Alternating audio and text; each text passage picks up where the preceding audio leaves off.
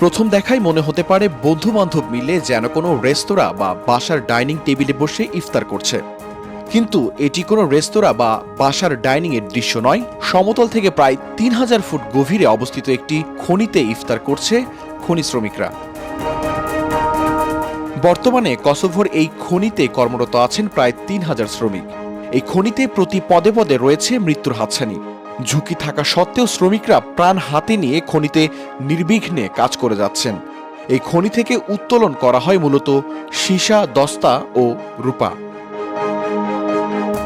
মাটির ৩,০০০ ফুট গভীরে অবস্থিত এই খনিতে কখন সূর্য ওঠে বা অস্ত যায় তা দেখতে পারে না সেখানকার কর্মীরা। তাই সময় সম্পর্কে সঠিক ধারণা পেতে একমাত্র ভরসা ঘড়ি। তাই ইফতারের সময় হলে ঘড়ি দেখেই ইফতার সারেন খনির শ্রমিকরা।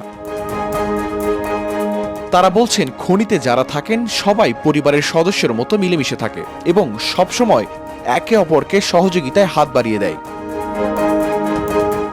দেশটির বড় খনিগুলোর মধ্যে অন্যতম এই ট্রেপকা খনি।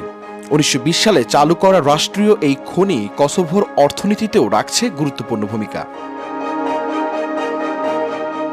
শাহরিয়ার কবির, প্রবাস খবর।